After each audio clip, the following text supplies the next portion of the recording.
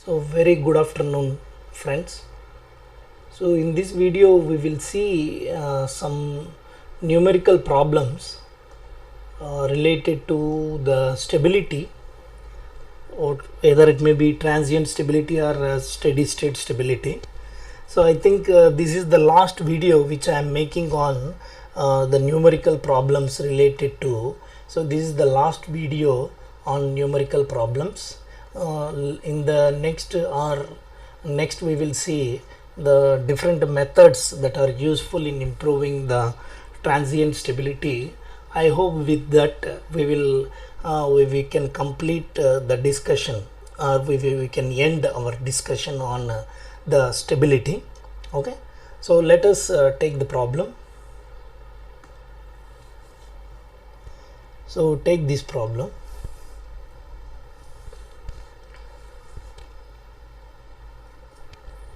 So this is the question.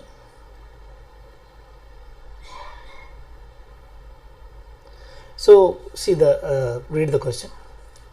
A 50 head 4 pole 500 MVA 22 kilovolt turbo generator is delivering rated MVA at 0.8 power factor.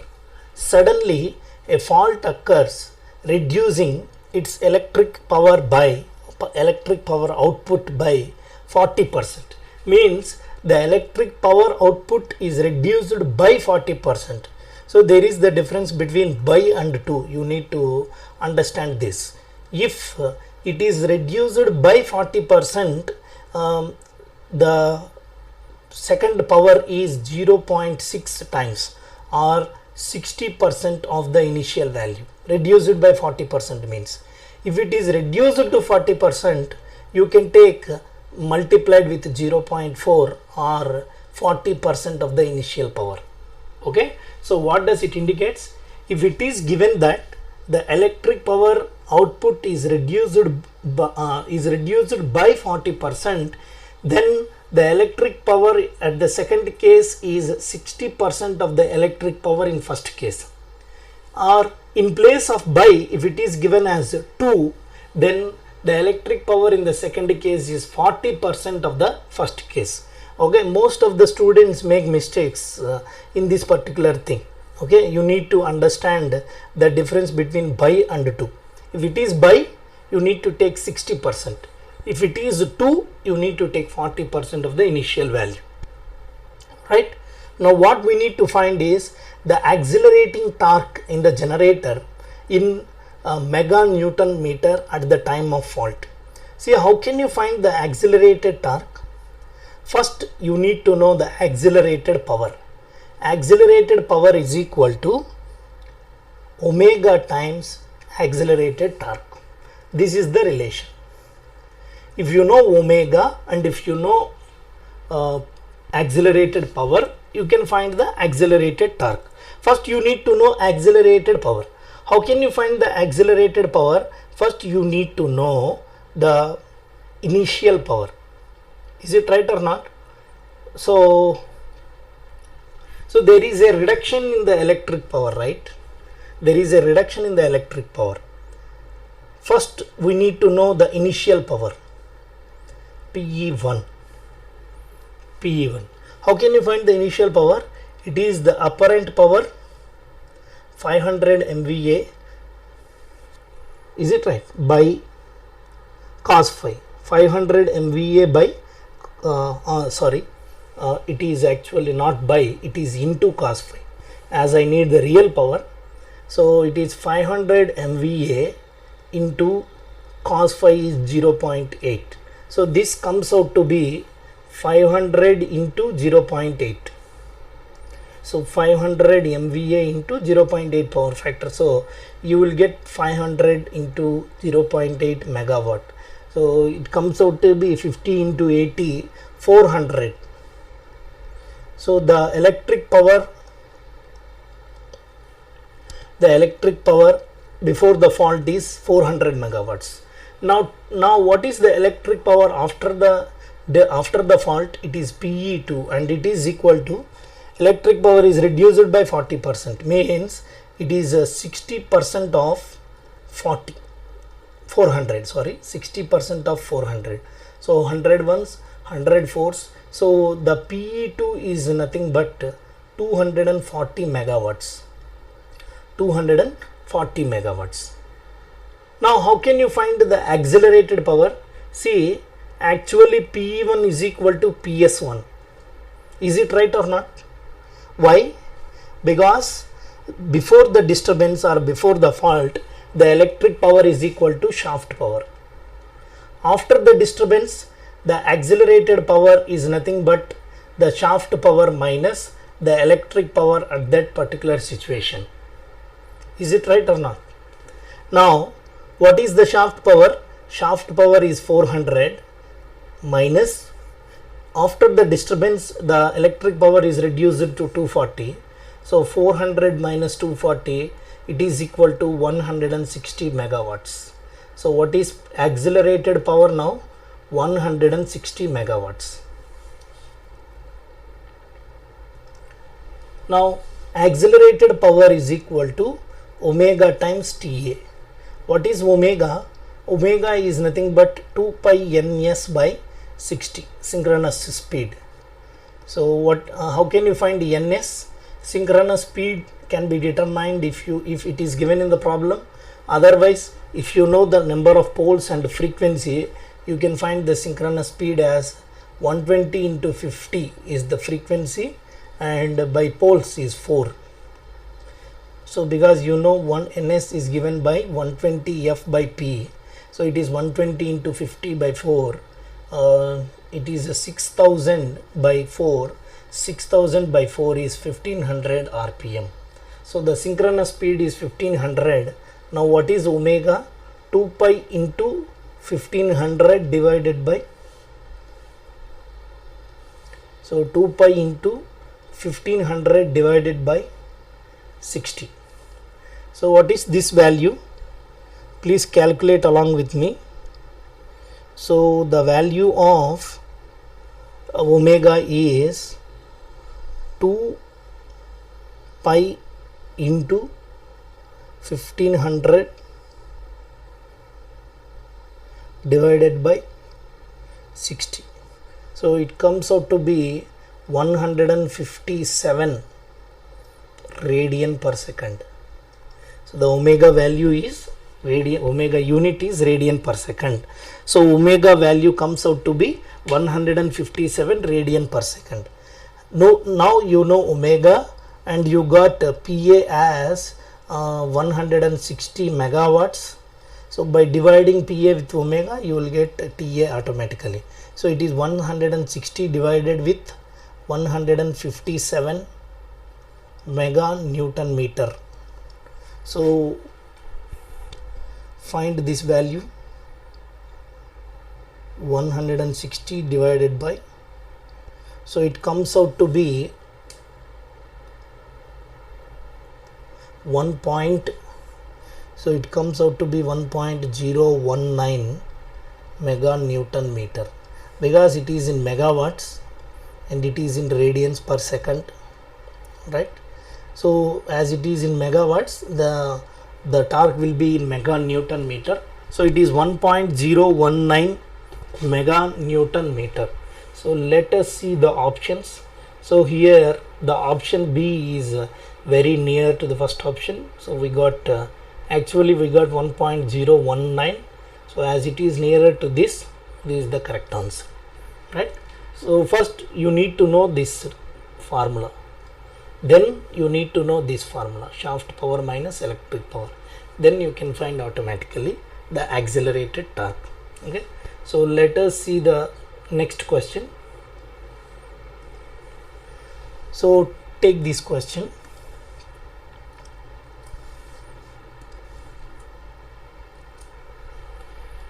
This is the question. So a variable speed drive rated for 1500 rpm, 40 Newton meter. So these are the ratings. Is reversing under no load. Figure shows the reversing torque. Okay, reversing the torque and the speed during the transient. So the speed is moving in a reverse direction from minus 1500 rpm to plus 1500 rpm. The moment of inertia of the drive is, right, the moment of inertia of the drive. So how can you find the moment of inertia first? The moment of inertia can be determined, from for a translatory motion. I told you already, this is the expression, this is Newton's law. Okay, so this is for translatory motion or linear motion, translatory motion or linear motion. But in a rotating object you have a rotatory motion. So for a rotatory motion we can have torque tau is given by I times alpha. So this is for rotatory motion. Okay, so the mass in translatory motion is analogous to inertia in rotatory motion. The acceleration in translatory motion is analogous to angular acceleration in rotatory motion. The force in translatory motion is analogous to torque in rotating motion. Hence, I can write tau as tau is equal to I times alpha. What is alpha? Alpha is nothing but angular acceleration. What is this? This is angular acceleration, and it is nothing but acceleration is nothing but rate of change of angular velocity. So it is given by dw by dt. If you know what we need to find, we need to find the moment of inertia. So I we need to find. How can I find I? By dividing that with the torque. What is the torque during this period? During this period the torque is 20 Newton meter. So the torque is equal to 20 Newton meter. What we need to find is alpha. So alpha is equal to d by dt of, what is omega? Omega is 2 pi n divided by 60. This is omega. Now for this period of 0.5 seconds, there is a change of speed. As there is a change in speed, I cannot bring it out from the differentiation. This thing is constant, 2 pi by 60 is constant. So I can take it out of the differentiation. Hence alpha is equal to 2 pi by 60 into dn by dt. dn by dt. So it is 2 pi by 60 into, what is dn? Change in speed. The change in speed is from minus 1500 rpm to plus 500 rpm. So the change in speed is 500 minus of minus 1500 means 500 plus 1500. This is the change in speed divided by, what is the change in time? The change in time is 0.5 seconds. So it is 0.5. Right. Now find alpha. What is the unit of alpha? It is in degree per second square. What is the unit of alpha? It is in degree per second square. Find out this. So 2000 by 0.5. 2000 by 0.5 is 4000. So 4000 into 2 pi divided by 60. So the alpha value is 418. Okay, so degree per second square. Now find I value. I is nothing but 20 by 418. Find this value. So 20 divided by 418.8. So it comes out to be 0.0477.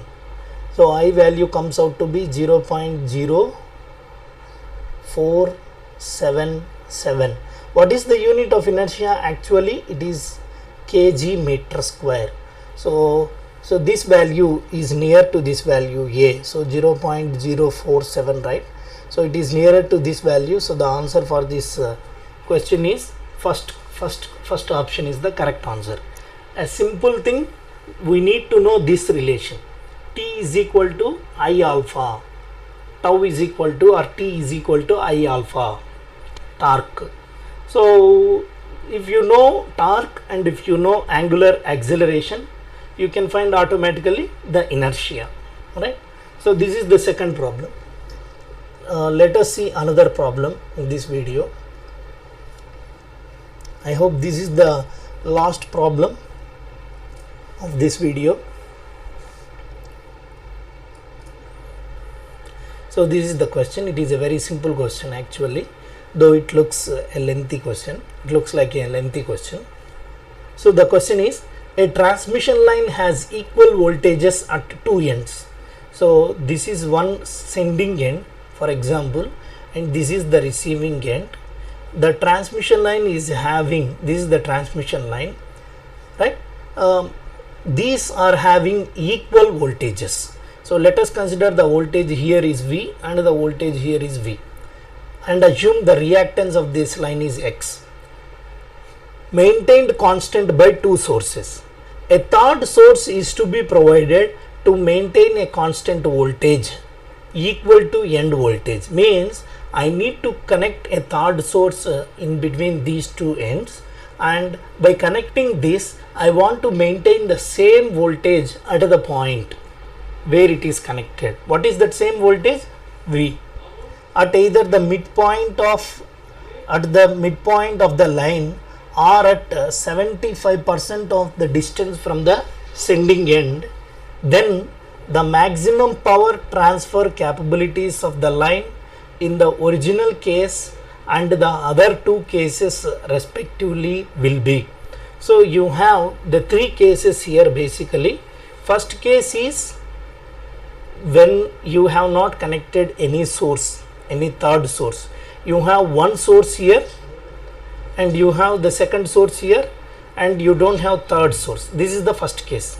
And in the second case, you have one source here, you have another source here. This is the sending end, this is the receiving end, and you have one source here and you have another source here.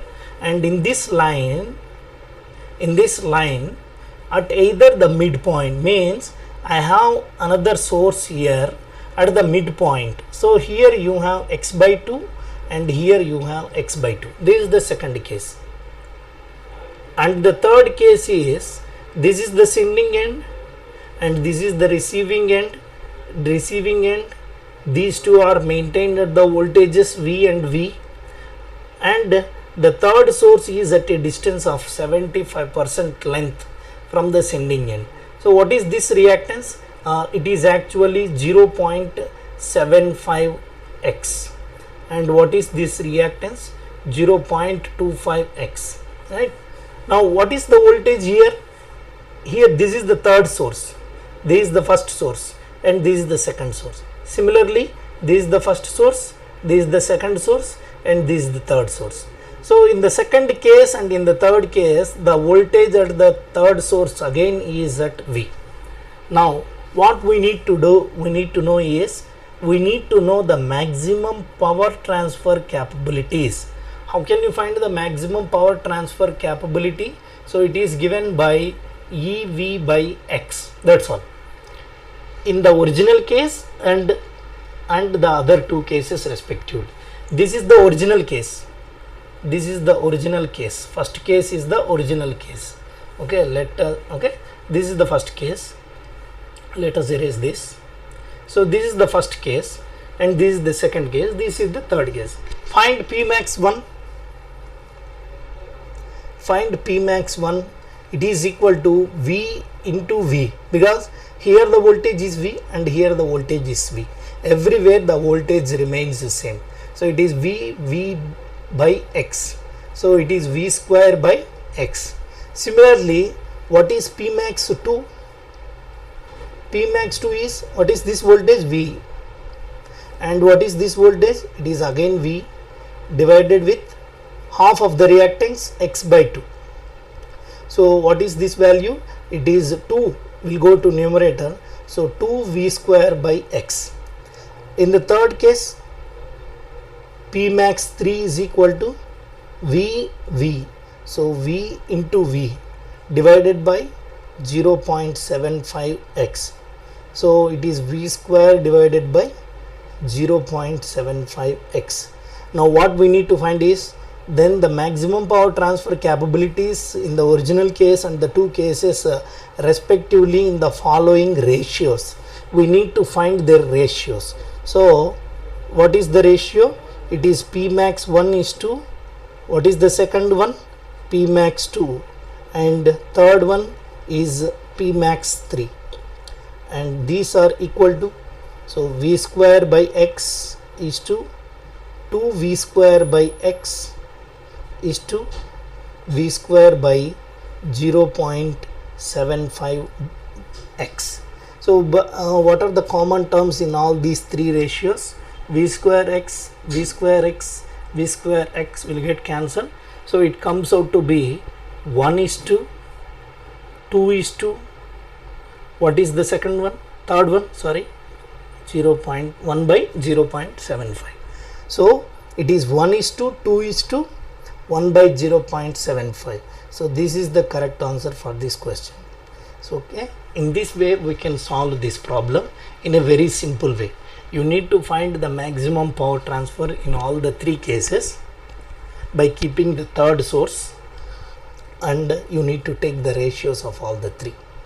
Okay, this is about the problem on inertia, and this is the problem on accelerating torque, and this is the problem on maximum power transfer. Okay, so with this I want to end my video or end my class. So thank you very much for listening to this video. If you have any doubts, please post them in the comment section. Okay, so that if possible we can definitely give the reply. Thank you very much.